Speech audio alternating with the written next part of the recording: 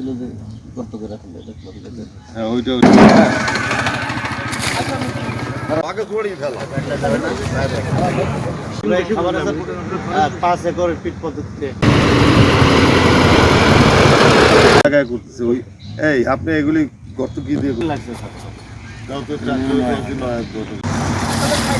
ভালো করে লাগাও চলতে হবে না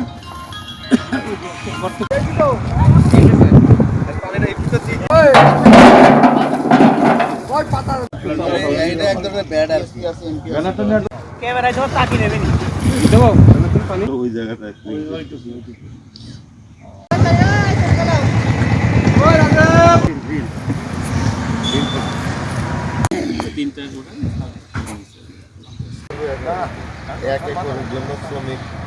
আমরা আজকে এখানে কেরওয়ান কোম্পানিতে এসেছি। আমাদের কার্যক্রম মূলত আজকে সকালবেলা শেষ হয়ে গেছে আখমারায়।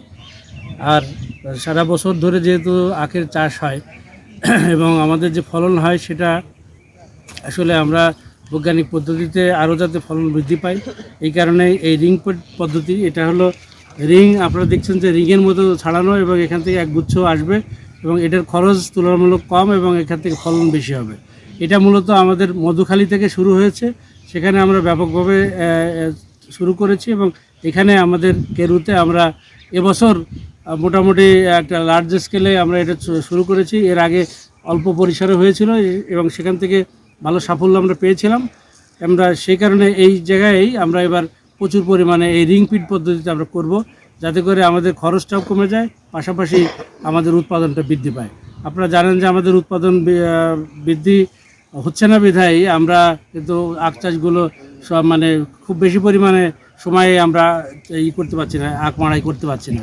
যার কারণে যদি আমাদের উৎপাদন বৃদ্ধি পায় আরও কয়েক মাস ধরে আমাদের আখটা মাড়াই চলবে এবং আমাদের চিনির উৎপাদনও দেশে উৎপাদন বৃদ্ধি পাবে। তো সেই লক্ষ্যে সারা দেশেই যতগুলো আমাদের নিজস্ব খামার সহ পার্শ্ববর্তী যে সমস্ত যারা চাষিরা আখ চাষ করে তাদেরকে আমরা উদ্বুদ্ধ করছি এই রিং পিট পদ্ধতিতে যাতে উৎপাদন তারা করে। এখানে খরচও কম, কারণ এটা ডিগার মেশিন দিয়ে আমাদের করার সুযোগ আছে। আমরা বিভিন্ন আমাদের যে প্ল্যান্টগুলো আছে, চিনি কল আছে, সেখানে আমরা ডিগার মেশিন সাপ্লাই দেওয়ার চেষ্টা করছি সব জায়গায়, যাতে করে কৃষকরা ওইটা নিয়ে তারা এই পদ্ধতিতে চাষ করতে পারে এবং উৎপাদন বৃদ্ধি করতে পারে। আমাদের উদ্দেশ্য একটাই যে চিনির উৎপাদন বৃদ্ধি, জাতীয় উৎপাদনে যাতে আমাদের ভূমিকা রাখতে পারে। ধন্যবাদ।